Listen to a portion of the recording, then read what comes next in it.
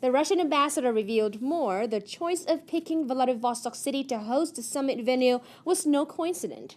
And the Far Eastern city has Russia's largest port on the Pacific Ocean and is Russia's most southeastern seaport and the administrative center of Primorsky's territory near the country's border with China and North Korea.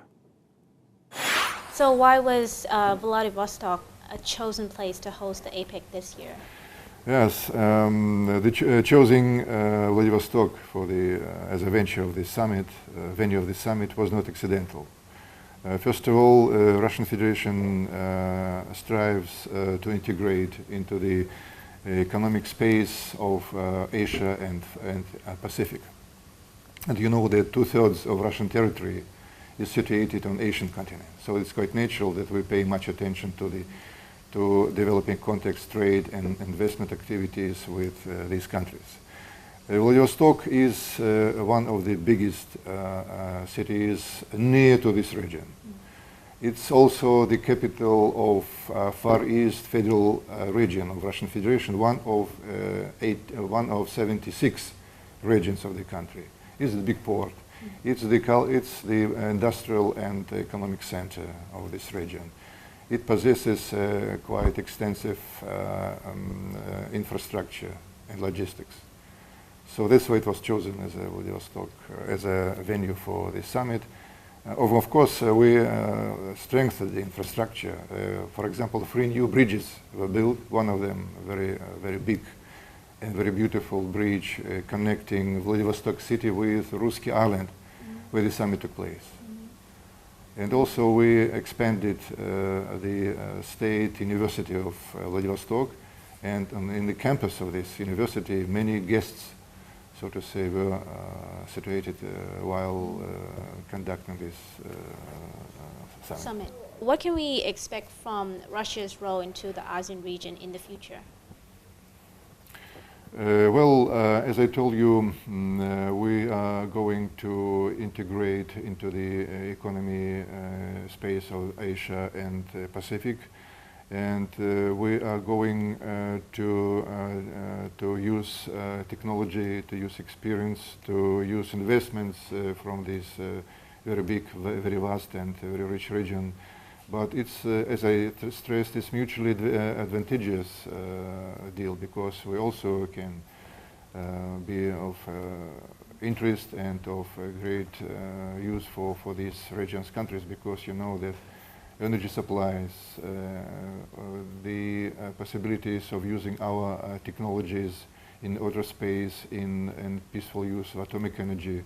We have a very good technologies, high-tech technologies, which you also can share with the countries of this region. So how were your relations with the Northern Asia? Still, with China, there's no question. Still a good friendship country. What about Japan, India? Is there any trades going into those areas too? Yes, I should say that, of course, the best relations, I think the more multilateral relations we have with China. Because China is our neighbor. First of all, it's a big neighbor, and we have more than 2,000 kilometers of common border, and that's why we are developing quite successful relations with Chinese People's Republic. And we have, I should say that since the year 2000, our relations with India, with China, carry status of privileged strategic partnership. That means that we have a very developed relations in political, economic, trade, scientific, and cultural spheres. So I should say that our trade, for example, in last year, our trade turnover reached $83 billion, and we are going to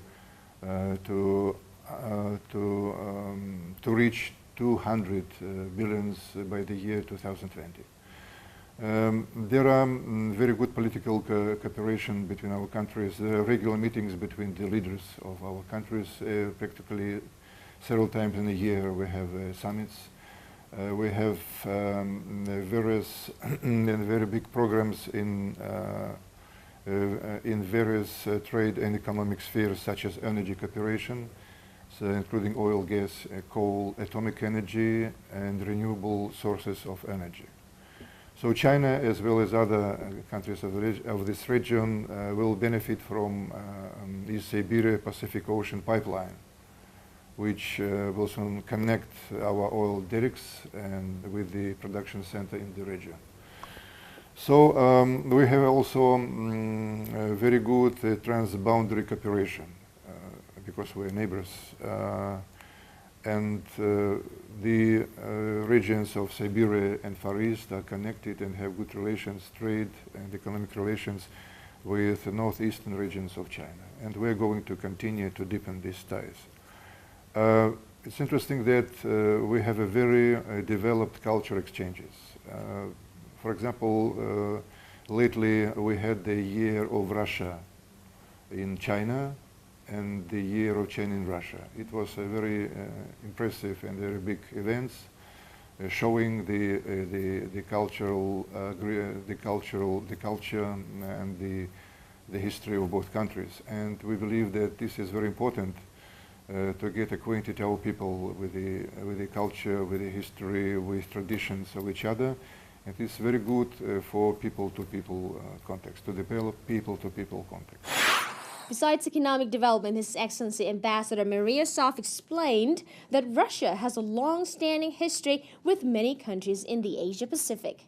And Ambassador MARIYASOV also said that Russia is committed to adhere to the principles put forward by former Russian President Dmitry Medvedev as well as Chinese President Hu Jintao in 2010 to build friendly, mutually beneficial relations within the region.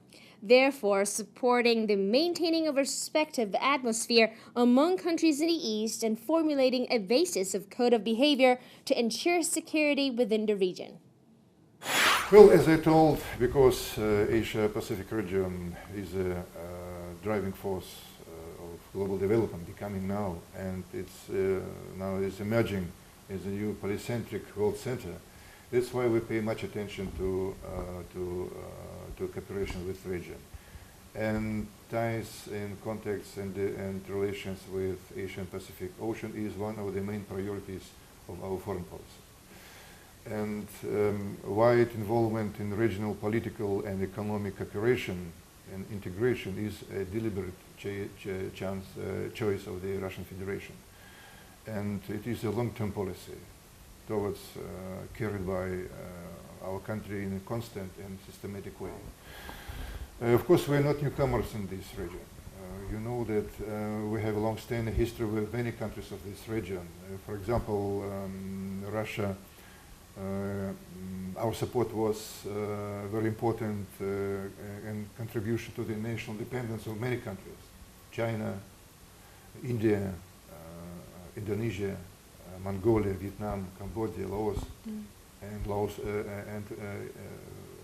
the Thai people also remember that in the 19th century it was Russia who helped Thailand, Siam, to preserve its independence from colonial states. So we are developing these traditional relations with the countries of this region.